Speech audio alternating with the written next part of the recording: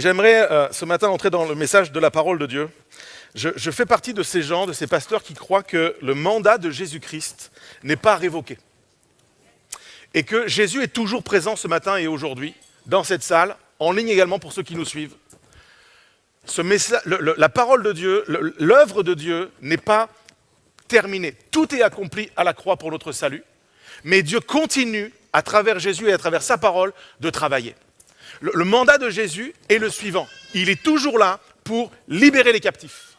Il est toujours là pour sauver quelqu'un qui est perdu. Pour redonner la vie à quelqu'un qui est mort, qui est en train de mourir, de rendre de l'espoir à quelqu'un qui n'en a plus. Jésus est toujours venu, il est toujours là pour briser des chaînes. Il est toujours là pour encourager quelqu'un, pour faire grandir quelqu'un. Son mandat n'est pas terminé et il se poursuit en nous et à travers nous. Et je sais pourquoi il n'y a pas beaucoup d'amen. Je le sais. Parce que derrière cette grande déclaration pleine d'euphorie, il y a nos histoires de vie respectives. Vous est-il déjà arrivé d'être déçu de Dieu? Déçu de l'inaction apparente de Dieu. D'une prière que vous avez fait monter et qui semble ne pas avoir été rencontrée. D'une aspiration, d'une promesse que Dieu, vous pensez que Dieu vous a fait une promesse et elle ne s'est pas accomplie, elle tarde à s'accomplir. Et je crois que quand on a un peu d'expérience avec Dieu, c'est compliqué, pasteur, de répondre à cette question. C'est compliqué parce que oui, je crois que Jésus est vivant, oui, je crois qu'il sauve, oui, je crois qu'il libère, oui, je crois que Jésus guérit encore, oui, je crois qu'il y a des projets, un avenir, une espérance pour moi, mais dans ma vie en ce moment, il y a ça, j'ai été déçu, je m'attendais à, j'ai prié pour, ça s'est pas passé, et maintenant, qu'est-ce que je peux bien espérer? Alors je crois quand même, et je m'entretiens dans cette foi, puis heureusement il y a l'église, les pasteurs, les chants, la louange, heureusement il y a des réunions de prière, heureusement il y a la chambre haute, heureusement qu'on a tout ça, heureusement qu'on a la Bible, je la lis de temps en temps, mais Dieu n'est pas intervenu comme je le souhaitais. J'aimerais vous partager un passage biblique qui nous parle de Jésus qui semble être arrivé trop tard. Et j'aimerais pour ça vous emmener dans l'évangile de Jean au chapitre 11 et vous lire l'histoire de deux sœurs et d'un frère. Et on va essayer de comprendre ce qu'il y a à comprendre pour nous ce matin, de manière très concrète. Qu'est-ce que nous devons vivre en lisant ce texte? Et je vous emmène donc, évangile de Jean, chapitre 11, verset 1er. Il est écrit ceci: dans le village de Béthanie vivaient deux sœurs, Marthe et Marie, ainsi que leur frère Lazare. Marie était cette femme qui, après avoir répandu une huile parfumée sur les pieds du Seigneur, c'était un signe pour l'adorer, pour embaumer son corps, elle faisait quelque chose, un acte d'adoration extrêmement puissant. Elle les essuya avec ses cheveux, preuve d'humilité extraordinaire. J'explique pour quelqu'un qui peut-être est là pour la première fois, se dit mais c'est quoi ce truc? Je te rassure, tu ne vas pas venir ici à l'avant, verser du parfum sur les pieds de personne et les essuyer avec tes cheveux. Ok? Lazare, son frère, tomba malade. Les deux sœurs envoyèrent donc quelqu'un à Jésus pour lui faire dire « Seigneur, ton ami est malade. » Or, Jésus était très attaché à Marthe, à sa sœur et à Lazare. Après avoir appris qu'il était malade, incompréhensible, il resta encore 2 jours à l'endroit où il se trouvait. Puis il dit à ses disciples, retournons en Judée. Verset 17. À son arrivée, Jésus apprit qu'on avait enseveli Lazare depuis 4 jours déjà. Béthanie était à moins de 3 kilomètres de Jérusalem. Aussi beaucoup de gens étaient-ils venus chez Marthe et Marie pour leur présenter leurs condoléances à l'occasion de la mort de leur frère. Quand Marthe apprit que Jésus approchait du village, elle alla à sa rencontre.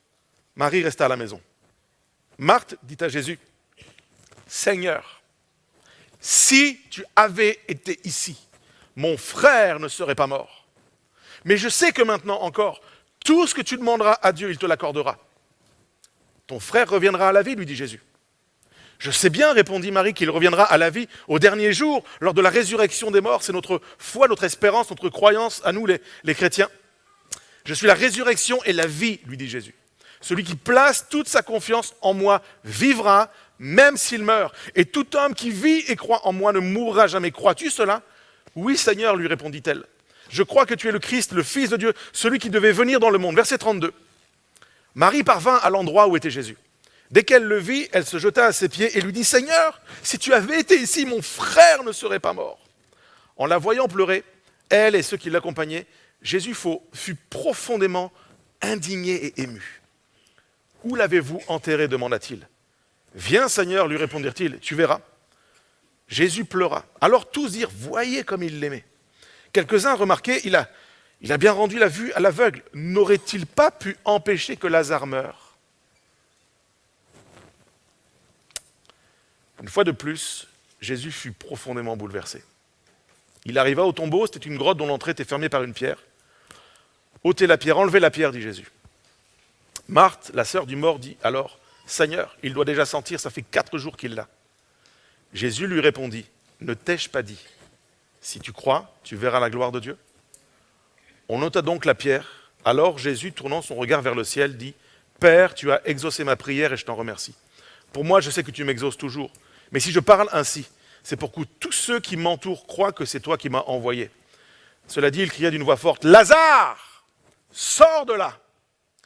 Et voici que le mort sortit du tombeau. Il avait les pieds et les mains entourés de bandes de lin, le visage recouvert d'un linge. Et Jésus dit à ceux qui étaient là, déliez-le de ces bandes et laissez-le aller. En voyant ce que Jésus avait fait, beaucoup de ceux qui étaient venus auprès de Marie crurent en lui. Amen. Waouh! Qui aurait voulu être là? Il y a des gens qui n'auraient pas voulu être là ou qui n'ont pas compris la question, ou qui n'ont pas de bras. Et c'est votre choix de ne pas vouloir être là. J'aurais tellement voulu voir ça, vivre ce moment-là. C'est une histoire terrible. Une fratrie, des gens que Jésus aime. Et puis, Lazare, le frère, meurt.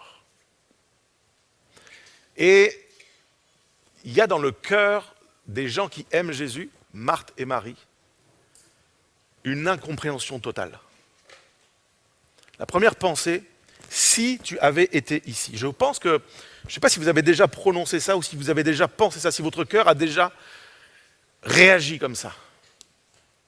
C'est incompréhensible. On a envoyé à Jésus quelqu'un en personne pour lui dire que son ami, pas un inconnu, pas quelqu'un qu'il ne connaît pas, son ami était malade. Tu passes ta vie, Jésus, à guérir des malades, à rendre la vue à des aveugles, à faire marcher des paralysés. On te connaît pour ça, tu es notre ami, on t'a vu faire, on le croit, on a les témoignages, on le vit, on l'a vécu. Tu le fais pour des gens que tu ne connais pas, qui ne te connaissent pas, tu arrives dans des places, les gens ils t'aiment pas comme nous on t'aime. Nous on t'aime. Nous t'es comme notre famille, notre ami. Tu es venu manger à la maison, tu connais nos histoires. Tu connais, t'es venu, ma sœur a versé sur toi 1 année de salaire en parfum. Si tu avais été ici, mon frère ne serait pas mort. Et Marthe, elle entend que, après que son frère est mort, son frère a été mis au tombeau, elle entend que Jésus arrive. Et il y a des gens comme ça. La douleur la met en mouvement. Elle entend que Jésus arrive, je ne sais pas ce qu'elle est occupée de faire chez elle, mais elle laisse tout. Oh, je vais le trouver, Jésus. Il faut que j'aille parler avec Jésus. Et il y a des gens, votre colère vous met en mouvement. Il faut que j'aille parler à Jésus. Ça ne va pas du tout. Ça ne va pas du tout, Seigneur. Si tu avais été ici, mon frère ne serait pas mort. Et il y a une colère, il y a une douleur qui s'exprime, une incompréhension. Marie, elle, est restée à la maison. Et ça me parle d'un autre type de personne. Que la douleur ne te met pas en mouvement. La douleur te fait t'arrêter. Je parle à quelqu'un en ligne peut-être. La douleur t'empêche de venir.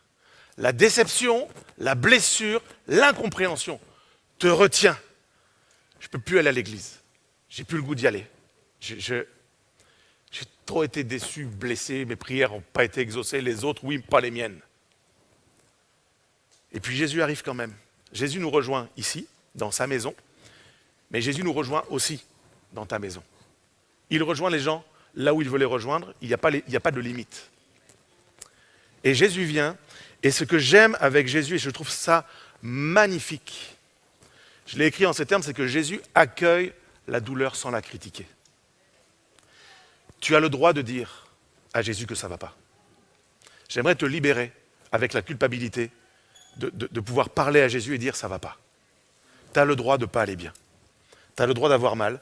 Tu as le droit de ne pas comprendre pourquoi Jésus a fait ou n'a pas fait ceci ou cela. Tu as le droit de lui exprimer. On le voit dans ce texte. Jésus n'est pas monté sur ses grands chevaux pour se justifier. « J'étais occupé dans un autre village, alors vous comprenez, il n'y a pas que vous sur la terre. » Pas du tout. Nous, on fait ça. Nous, on s'excuse, on se trouve des excuses, on se justifie. Jésus n'est pas monté sur ses grands chevaux en disant « I'm Jesus Christ. » Nous, on a eu la fin de l'histoire. Lazare ressuscite. Jésus sait qu'il va le ressusciter. Il n'arrive pas avec arrogance en disant « Mais vous n'avez rien compris. » Non. Jésus accueille la douleur. Ne nous privons pas d'exprimer notre douleur à Jésus-Christ. Parce que si nous ne le faisons pas à Jésus-Christ, elle va sortir quand même, la douleur. Elle va sortir de plusieurs manières. Elle peut se manifester dans nos corps. Tu sais, ce moment où ça ne va vraiment pas du tout, tu perds l'appétit, tu as des douleurs que tu n'avais pas avant. Si on contient notre douleur, on peut tomber malade à cause de l'incompréhension, la colère, ça peut te ronger de l'intérieur. Je crois que la colère que l'on peut avoir, l'amertume que l'on peut avoir dans quelque domaine que ce soit, envers qui que ce soit, c'est littéralement, écoutez bien, le cancer de l'âme. Tu peux avoir, c'est pas diagnostiqué, tu n'iras pas voir le médecin qui va te dire que tu as le cancer de l'âme. Mais c'est littéralement quelque chose qui te ronge. Le cancer, c'est quoi? Ce sont des cellules qui étaient vivantes qui meurent.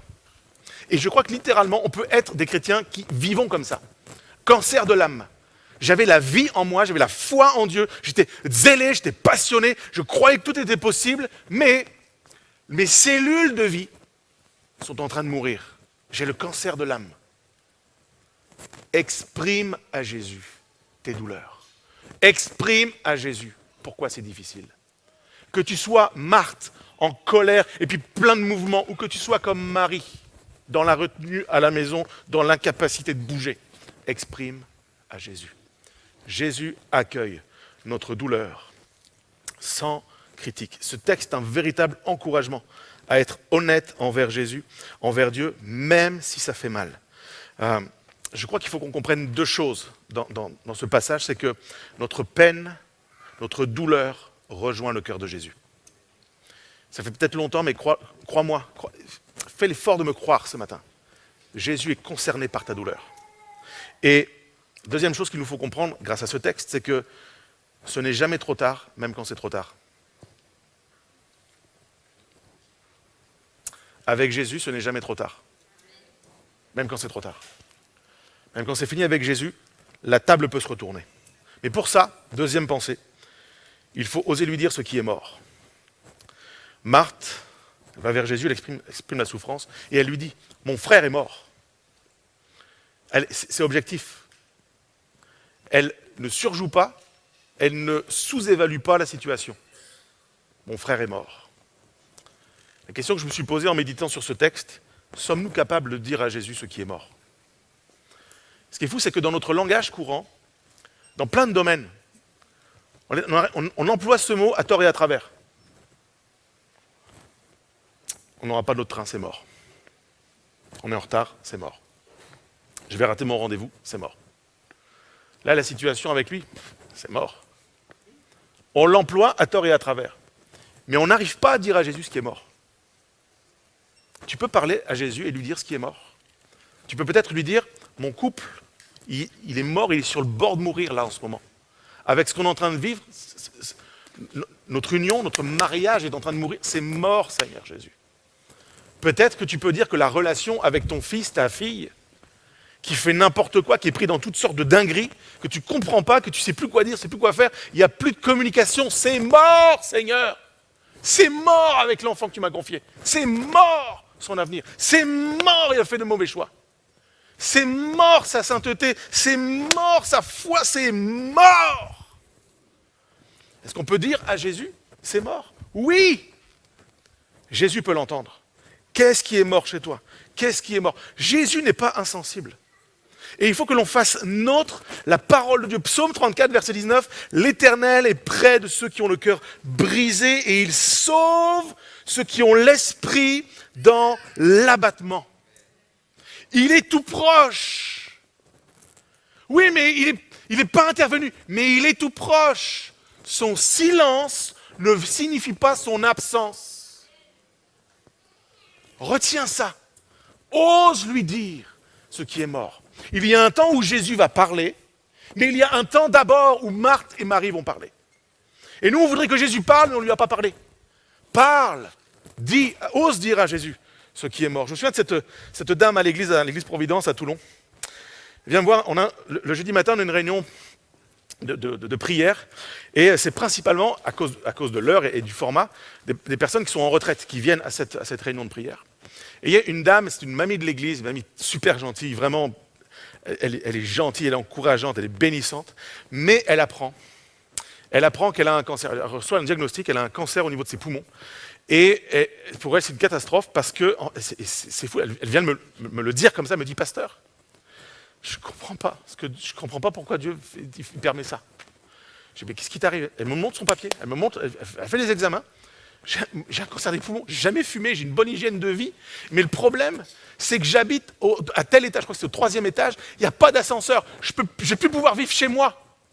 Et elle, en fait, elle ne pense même pas, dans sa balance, c'est pas tant le cancer qui pose un problème que le fait de ne plus pouvoir prendre l'escalier.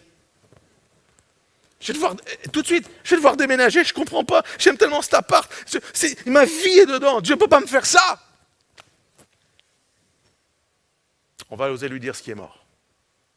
On va lui parler. Pasteur, moi, j'arrive pas à prier parce que je ne comprends pas ce que Jésus fait. Pourquoi il permet ça? On va prier, ma sœur. On a prié ensemble ce matin-là. On a fait des examens par la suite. Le cancer avait disparu. Ose dire ce qui est mort à Jésus. Ça peut paraître futile. Ça peut paraître fou. Tu peux ne pas vouloir le faire. Ouais, mais tu comprends, je me sens gêné pour mon appartement. Ose dire à Jésus ce qui est mort. Parfois c'est mort pour que je change. Parfois c'est mort pour que je demande pardon. Parfois c'est mort pour que je m'humilie. Parfois c'est mort pour que je retourne faire une démarche. Dis à Jésus ce qui est mort. Dis j'y arrive pas. Je sais que je dois, mais j'y arrive pas. Ose dire à Jésus ce qui est mort. En fait, le problème avec la pensée de la mort, avec quelque chose qui est mort, quelque chose qui est plus possible, c'est qu'on met des fois plus de foi dans des dictons populaires que dans la parole de Dieu. Vous connaissez cette expression qui est belle, que je comprends, qui n'est pas ultimement fausse, tant qu'il y a de la vie, il y a de l'espoir. Vous la connaissez? Bibliquement, c'est autrement. C'est l'inverse. Tant qu'il y a de l'espoir, il y a de la vie. Mais on a plus de foi dans tant qu'il y a de la vie, il y a de l'espoir. J'aimerais ce matin renverser la table à nouveau.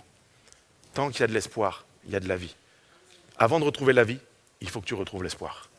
L'espoir, mon espoir, il t'a accroché à la croix. Mon espoir est vivant. Mon espoir a traversé la mort. Oui, Jésus est ma vie, mais j'ai mis mon espoir, mon espérance est en Dieu. Je veux retrouver l'espoir pour retrouver la vie. J'ai écrit ceci, la parole des hommes n'est pas fiable. La parole de Dieu est infaillible. Pourquoi? Parce que Dieu est infaillible. Donc je mets ma foi, non pas dans les dictons populaires, non pas dans les croyances populaires, mais je mets ma foi, je mets mon espoir dans le Dieu qui est infaillible. Jésus est venu nous révéler quelque chose dont Marthe et Marie n'avaient pas pleinement conscience, c'est que Jésus peut tout. Et des fois on le dit, on le sait, on le croit, mais c'est comme si on est empêché de le vivre. Ça vous arrive ça? Dieu peut tout. Amen, pasteur, oui, amen, c'est normal, on est à l'église, Jésus peut tout, alléluia. Faisons un chant, Jésus peut tout. Et pourquoi tu vis comme si Jésus ne pouvait pas tout? Je veux retrouver l'espoir. Quelque chose est mort, mon espoir est mort. Jésus, si tu avais été ici, Viens me le dire, viens me le livrer. J'ai écrit ceci, le seul qui peut ramener à la vie ce qui est mort, c'est celui qui l'a traversé et qui a pu dire, je suis le chemin, la vérité et la vie, nul ne vient au Père que par moi. Jésus l'a dit, je veux le vivre pleinement. L'histoire de Lazare, c'est quoi finalement? C'est Jésus qui ramène à la vie, qui ramène la vie dans quelqu'un qui était mort. C'est Jésus qui ramène la vie là où il n'y a plus d'espoir. C'est Jésus qui ramène la vie dans une famille. C'est Jésus qui ramène la vie dans une fratrie. C'est Jésus qui ramène la vie dans une ville. C'est Jésus qui ramène la vie dans une église. C'est Jésus qui ramène la vie dans un contexte où tout le monde pleure. C'est un service de funérailles. La pensée, c'est lourd, c'est ténébreux. Jésus dit, je vais ramener la vie là. Donc tout ce qui dans nos vies parle de ce contexte-là, Jésus veut y ramener la vie. C'est ça l'histoire de Lazare. Le projet de Jésus n'est jamais de nous laisser dans nos tombeaux. Jamais de nous laisser dans la pensée de la mort. Et je m'adresse à quelqu'un, encore, qui se débat avec l'idée de la mort. Qui se débat peut-être avec la pensée réelle de mourir, de soupirer après ça. Jésus t'appelle à vivre. Parce que même quand tu seras mort, Jésus veut que tu vives. Il le dit. Tu vivras quand bien même tu serais mort. Donc pour t'entraîner, vis maintenant.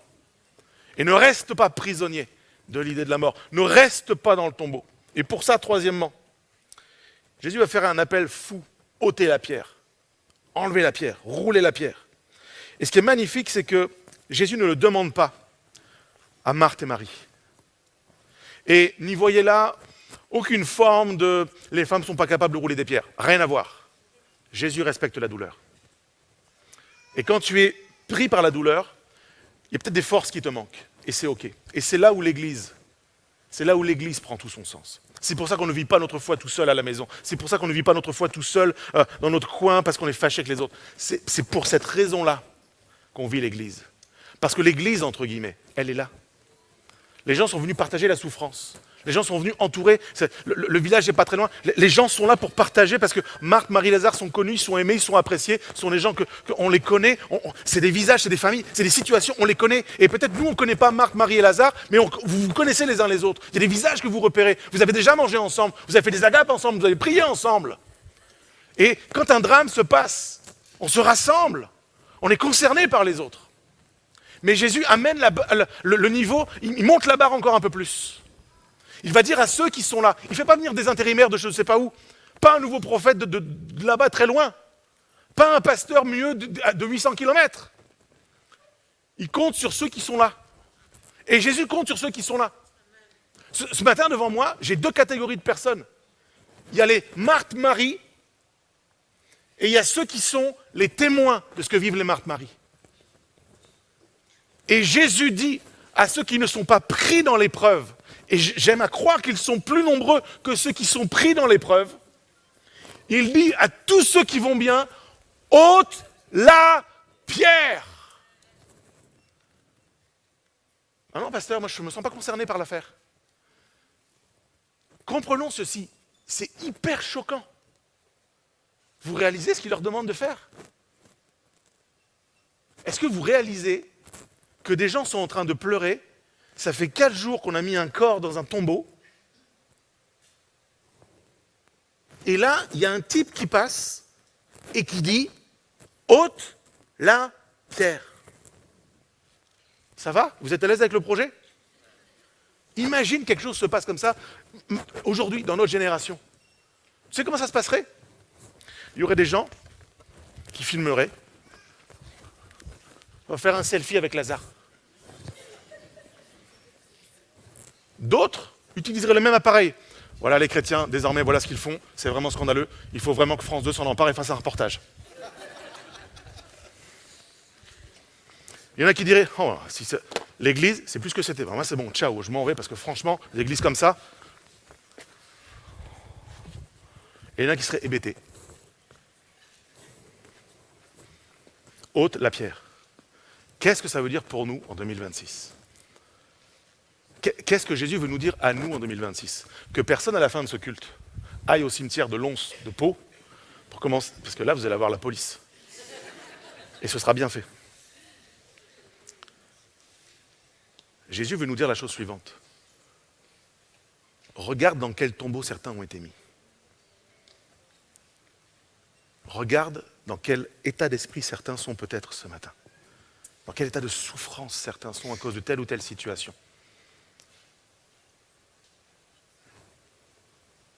Et fais des efforts pour pousser ce qui empêche l'œuvre de Dieu se faire. Comment? Amène une parole de vie. Prie pour quelqu'un. Invite quelqu'un à manger ce midi. Prends du temps, bénis quelqu'un. Peut-être que tu as les moyens de bénir quelqu'un qui est pris dans une galère financière, bénis-le financièrement. Et je ne prêche pas pour moi, je ne demande rien. Va bénir quelqu'un, va ôter une pierre. Jésus te demande, en fait, pour que Jésus fasse le miracle, il l'a conditionné au fait que l'Église embarque.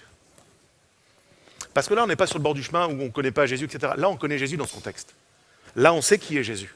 Et quand on sait qui est Jésus, Jésus dit, ok, je vais le faire avec vous. Et moi, je me mets j'essaie toujours de me mettre dans la situation de ce que les gens vivent, de ce que l'Église comme ça a pu vivre. Est-ce que si j'avais été là, c'est une vraie question que je me pose.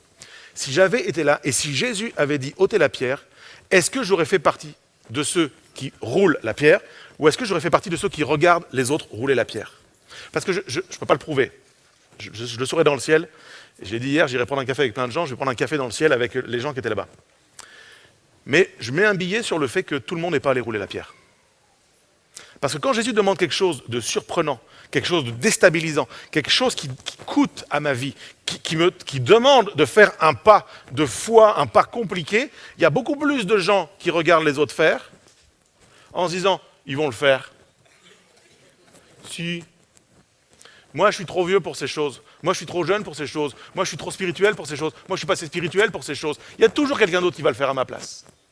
Puis, il y a ceux qui vont rouler la pierre. Et moi, j'aimerais prendre le café avec ceux qui ont roulé la pierre. À quoi tu pensais quand tu roulais la pierre? Qu'est-ce que tu pensais qu'il allait se passer en mettant tes mains et en poussant la pierre? Pourquoi tu as fait ça? Ce truc choquant pour les autres. Même choquant pour Marthe et Marie.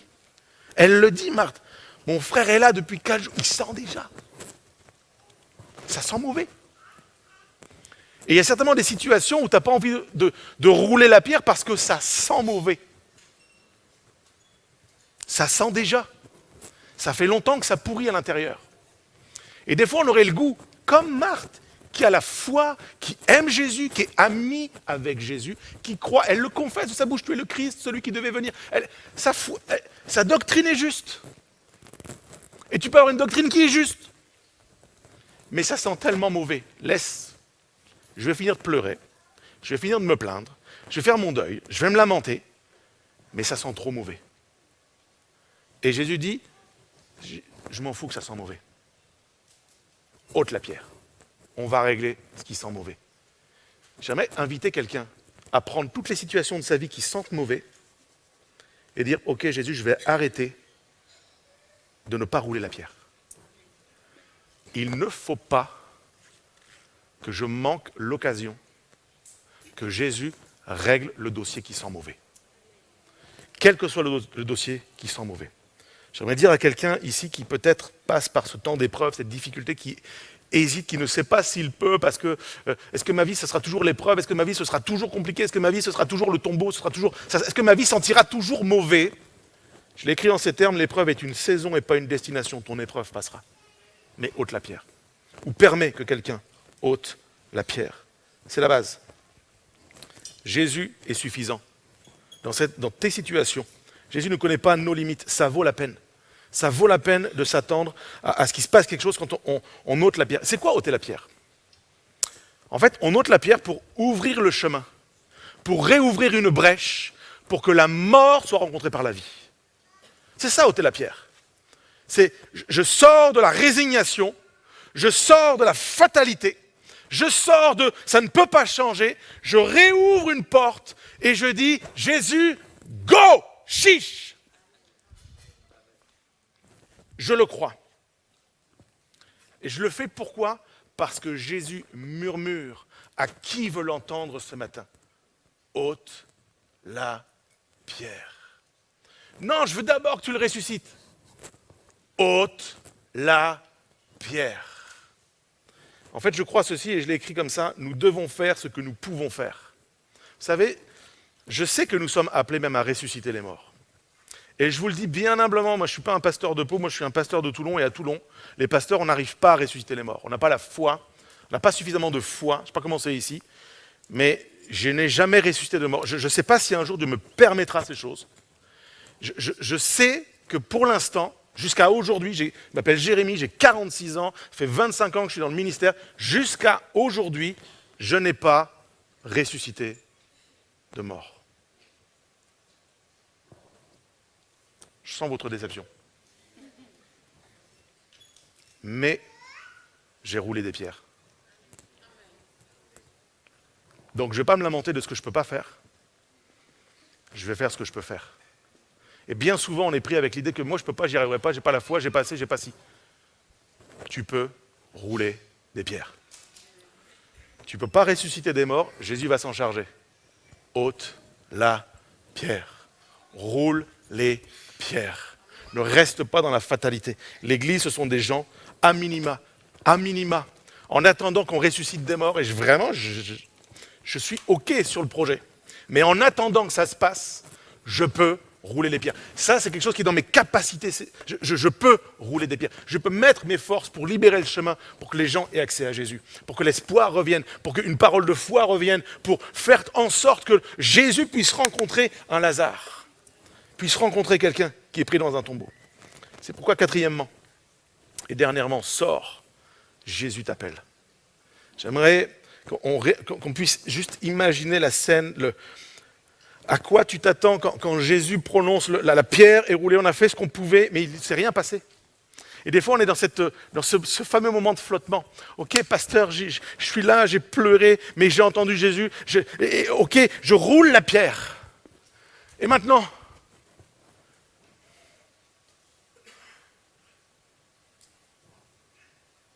ce moment de malaise, cette tension, qu'est-ce qui peut bien se passer? Pouvez-vous juste imaginer la puissance, la scène, l'audace, l'autorité de Jésus dans ce tableau, dans cet épisode? Lazare, sors! Et le mort sort. Pourquoi? Parce que Jésus est le chemin. Parce que Jésus est la vérité et il ne ment pas quand il dit que je peux faire sortir ton Lazare de la mort. Jésus ne ment pas. Et pourquoi? Parce qu'il est la vie. Et encore une fois, dans le domaine naturel, pour nous, on a le sentiment que la mort, c'est ce qui vient engloutir la vie. Mais quand tu es avec Jésus, il est la vie. Et quelque chose se passe. La vie engloutit la mort. Jésus renverse le cours de l'histoire. Par exemple, tu peux me passer la bouteille d'eau qui est en dessous?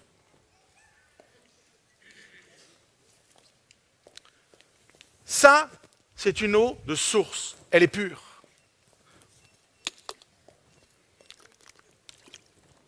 Et elle est bonne. C'est ma technique pour boire quand je prêche. Mais, si je mets quelques gouttes de mort aura, je ne bois plus l'eau. Pourquoi? Un petit peu de mort a englouti la vie. Les lépreux, dans la Bible, ne pouvaient pas s'approcher de ceux qui n'étaient pas lépreux. Pourquoi? Les malades contaminent les gens en bonne santé. Que fait Jésus? Il touche les lépreux. Pourquoi? La vie contamine la mort. Et j'aimerais que tu t'approches ce matin de Jésus avec la certitude, la compréhension que ce qui est mort, ce qui est dégoûtant, ce qui sent mauvais dans mes tombeaux, j'ai pas à en avoir honte. Jésus n'en a pas honte. On fait le chemin, on roule des pierres et on s'attend à ce que Jésus prononce une parole qui engloutit la mort. Christ est ma vie. La mort n'a pas de pouvoir. Et je ne veux pas lui laisser le droit dans mon cœur, dans mes pensées, dans ma théologie, dans ma doctrine, de reprendre le pouvoir. Christ est ma vie. faut que tu le prononces ce matin. Christ est la vie pour mon couple. Christ est la vie pour mon fils. Christ est la vie pour ma fille. Christ est ma vie dans mon travail. Christ est ma vie dans mon église. Christ est ma vie dans ma situation. Christ est ma vie dans ma crise. Christ est ma vie. Je veux m'en saisir pleinement. C'est pour cette raison que tu peux légitimement sortir aussi du tombeau. Et là, je m'adresse à tous les Lazars. Sors, Jésus t'appelle. Reste pas dans le tombeau. Tellement de gens, des situations vous ont mis dans des tombeaux. Vous êtes vivant biologiquement. Vous ne seriez pas là sinon. Mais il y a tellement de pans de votre vie qui ont été mis dans les tombeaux. Ton appel a été mis au tombeau. Ta foi a été mise au tombeau. Ton témoignage est dans un tombeau. Ton espoir est dans un tombeau. Ta promesse est dans un tombeau. Tes aspirations, tes guérisons sont au tombeau. Et Jésus dit ce matin, à travers sa parole et son serviteur, sors, Jésus t'appelle. Sors ce qui est mis au tombeau, ressors-le. Sors, Jésus t'appelle. C'est quelqu'un qui est pris, qui est prisonnier du tombeau de l'angoisse. J'ai peur de me lancer, j'ai peur de commencer, j'ai peur d'y aller. Sors de l'angoisse. Pasteur, j'ai peur, je suis prisonnier dans un tombeau qui s'appelle l'addiction. Je ne peux pas le dire, je ne peux pas en parler. Je suis dans le tombeau. Sors au nom de Jésus. Sors. Sors de ça. Jésus t'appelle à vivre. Libre. Pasteur, je suis pris dans des relations, c'est compliqué. Je vais décevoir des gens. Ils vont se sentir trahis. Mais quand je suis avec eux, je suis prisonnier. Je ne suis pas libre. Je suis maltraité. Ça résonne dans ma tête. Sors. Sors au nom de Jésus. Sors d'une relation qui te détruit. Sors de la puissance de ténèbres à travers ces relations. Sors, Jésus t'appelle. Quelqu'un est pris à cause du regard des autres. Tu comprends, pasteur? Mon ancienneté, ma position, ma fonction. Si j'exprime que quelque chose est mort, si je demande la prière, sors. Sors au nom de Jésus. Ne reste pas une journée de plus, une heure de plus dans le tombeau dans lequel quelqu'un t'a jeté. Pourquoi? Jésus est ta vie. Et il ne t'appelle pas à survivre. Il ne t'appelle pas à rester coincé dans tes bandelettes, dans le tombeau dans lequel quelqu'un t'a mis. On ôte la pierre ce matin et on dit Jésus, fais-le, ramène à la vie ceux qui sont morts. C'est pour ça qu'on se rassemble, c'est pour ça qu'on prêche, c'est pour ça qu'on fait la louange, c'est pour ça qu'on ouvre des portes, c'est pour ça qu'il y a des cafés, c'est pour ça qu'il y a une église à Pau. Pour que les Lazars sortent de leur tombeau. C'est pour que des hommes et des femmes retrouvent le chemin qui mène à la vie, à vivre passionnément la vie Zoé, la vie abondante. Je suis le chemin, la vérité n'est pas la survie, la vie. La vie éternelle ne commencera pas quand tu seras passé de l'autre côté dans le ciel. La vie éternelle a commencé le jour où tu as dit « Oui Jésus, tu es ma vie. » Alors je veux vivre à la hauteur, je veux vivre ce que Jésus a pour moi. J'ai écrit ceci, Jésus veut ramener la vie dans ce qui est mort. Jésus amène sa vie dans la tienne et dans la mienne. J'aimerais inviter l'équipe de louange à revenir. J'aimerais terminer ce message en pointant ce verset. Jésus dit à ceux qui étaient là, déliez-le de ses bandes et laissez-le aller. Et moi j'imagine, encore une fois je peux me tromper, vous avez le droit de ne pas être d'accord avec ça, mais j'imagine que personne ce matin-là, en se levant, après avoir pris le petit-déj, dans la salle de bain en train de se brosser les dents, pour aller aux funérailles, j'imagine personne s'était dit, aujourd'hui, on va délier des bandes. Tu ne peux pas imaginer ce que Dieu t'appelle à vivre. Des fois, Dieu nous appelle à vivre des choses, c'est de la folie. Bon, il est logique de mettre les bandes. Ça c'est ce qui se fait. C'est ce qui devait être fait et c'est ce qui a été fait. Par respect pour la dépouille. Et des fois, par respect pour des situations où les gens sont en train de mourir dans leur situation. Il y a un couple qui est en train de se déchirer, qui est en train de se finir. Il y a des enfants qui font n'importe quoi, des parents qui font n'importe quoi, et des gens, des serviteurs, parfois des pasteurs qui font n'importe quoi. Puis nous, on est là et on fait ce qui doit être fait d'après le monde. Nous, on met les bandes. On lit les gens. On les lit par nos commentaires. Ah ben c'est fini pour toi, c'est fini pour lui, c'est fini pour elle, c'est fini pour ton couple, c'est fini pour ta fille. Il n'y a pas d'espoir, on n'arrivera jamais. Et on les lit. Pourquoi? Parce que c'est ce qui doit être fait. D'un point de vue normal, d'un point de vue sociétal. Il faut mettre des bandes autour des gens, les mettre dans les tombeaux. C'est même une question de respect. Et ça sent mauvais, mais c'est normal. C'est comme ça que ça se passe. Pasteur, c'est comme ça que ça se passe. Jésus, c'est comme ça que ça se passe. Et Jésus dit, ôtez la pierre, je ramène à la vie, et les mêmes délier les bandes. Encore une fois, l'Église, je ne sais pas si quelqu'un a l'onction pour ressusciter les morts, au sens littéral. Mais on a la force de rouler des pierres. Et il y a des gens ici, vous avez la force de rouler des pierres. Et il y en a d'autres qui ont la force de délier les gens. Nous avons la puissance là. La vie et la mort sont au pouvoir de la langue. J'aimerais que tu t'interdises de prononcer la mort. De prononcer, fini. De prononcer, n'arrivera pas. De prononcer, je suis nul. De prononcer, c'est fini là, il n'y aura plus, il n'y a pas d'espoir. Interdis-toi. Délie les bandes. Délie les bandes. Imagine que Lazare, personne ne les déliait, Bichette. Le gars, il est comme dans une camisole, il ne peut pas parler.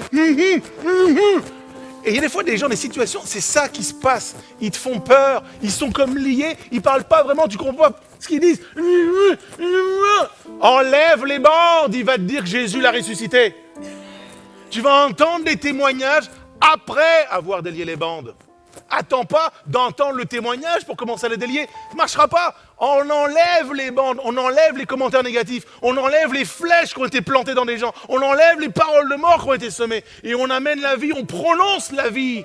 Pourquoi? C'est ce que Jésus a fait. Et je veux m'inscrire dans le travail de Jésus. Donc le monde a pu mettre toutes sortes de bandes autour de toi. Mais l'Église de Jésus-Christ enlève les liens de ceux qui font le choix de commencer à remarcher et à sortir de leur tombeau. Et là, l'Église devient une source d'encouragement. Et là, quand on se voit les uns les autres de manière très concrète, très manifeste, très opérationnelle, on prend des nouvelles les uns des autres. Et on n'a pas peur de dire, prie pour moi mon frère, prie pour moi ma soeur, parce qu'en ce moment, il y a telle situation, il y a ci, il y a là, l'administration, les papiers, la banque, mon fils, ma fille, mon mari, mon époux, mon épouse, mon célibat, mon futur mari, mon ex-mari, mon ex-femme. On peut le dire. Pourquoi? Parce qu'on est là pour délier des bandes et pas pour en mettre. Il n'y a que deux types d'églises.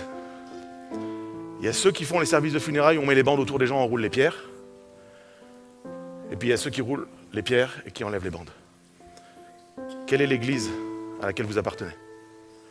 J'aime à croire qu'à l'église, le phare, on roule des pierres, on appelle la vie dans ceux qui sont morts et on délie ceux qui sont prisonniers. Amen. Jésus aimerait travailler avec toi. Est-ce que tu veux bien répondre à son appel ce matin? J'aimerais faire quelque chose, je ne peux pas terminer ce moment sans lancer un temps de prière. C'est impossible de finir ce moment. J'ai parlé, mais je crois que Jésus veut agir. Alors j'aimerais vous inviter à vous mettre debout à vos places, si vous avez la santé de le faire. Et si vous n'avez pas la santé de le faire, je prie qu'au nom de Jésus, vous retrouviez la santé de le faire maintenant. On se tient en présence de Dieu. Et j'ai appris à l'école tout petit que quand quelqu'un était dans la pièce, on devait se tenir debout, c'est une marque de respect. Et je prie que nous ayons tous la force de nous tenir debout dans la présence de Dieu. Et si quelqu'un ne l'avait pas, je prie pour toi que tu puisses l'avoir, la recevoir maintenant. Ne prends pas de jugement si tu ne peux pas, mais qu'au nom de Jésus, tu puisses te lever. On a nos yeux fermés, nos cœurs sont ouverts à l'action de Dieu. Et je veux permettre à Jésus de faire ce que moi, je ne peux pas faire. Moi, j'ai prêché, j'ai roulé des pierres. Mais Jésus prononce la vie sur ta vie ce matin. Et il te dit, sors. Et j'aimerais te donner l'opportunité, symboliquement, de faire ce que Lazare a fait. Peut-être que tu portes une situation, tu portes un tombeau dans ta vie. Pour quelque raison que ce soit, je n'ai pas besoin de le savoir, Dieu le sait. Mais ce matin, tu as entendu sa voix. Et avec foi, tu vas répondre à cet appel et tu vas sortir des rangs pour venir à l'avant. Et je ne vais pas te mettre mal à l'aise. Je vais juste prier pour tous les gens qui sont là devant. Que la vie revienne dans les dossiers qui sentent mauvais. Que la vie revienne dans des situations qui peuvent être compliquées. Ça peut être dans ta vie où tu peux porter la situation de quelqu'un. Je le crois également, tu peux t'approcher pour toi, mais tu peux t'approcher pour quelqu'un. Tu peux t'approcher parce que tu sais qu'il faut une intervention de Jésus. Et en le faisant, tu acceptes, tu entends, tu comprends que la pierre a été roulée et que Jésus t'appelle. Et nous, on est juste là, avec l'Église, on va prier pour que les bandes s'enlèvent. Alors tous ceux qui aspirent à vivre ça, approchez-vous à l'avant. Approchez-vous à l'avant. Et on va prier ensemble simplement. Et on va proclamer ensemble. On va proclamer à travers ce chant qu'il n'y a aucune ombre, il n'y a rien de trop sombre, il n'y a rien de trop compliqué pour Jésus. On veut plus qu'un chant, c'est notre prière. Et alors je vais prier, puis on va prendre ça ensemble. On va prendre ce chant-là ensemble. Et j'aimerais que tu puisses, toi là maintenant, par la foi, commencer à prier toi aussi. Prie quelle que soit la situation, ose dire à Jésus ce qui est mort. Ose lui dire. Père, je veux te prier pour les hommes, les femmes dans cette église ce matin, qui s'approchent, qui répondent à cet appel. Je prie pour celles et ceux qui sont en ligne, qui répondent à cet appel également. Seigneur, je crois que tu es celui qui honore ta parole. Seigneur, ce n'est pas moi, je n'ai pas cette puissance, je n'ai pas je réalise que je n'ai pas cette autorité, cette onction pour amener les morts à la vie.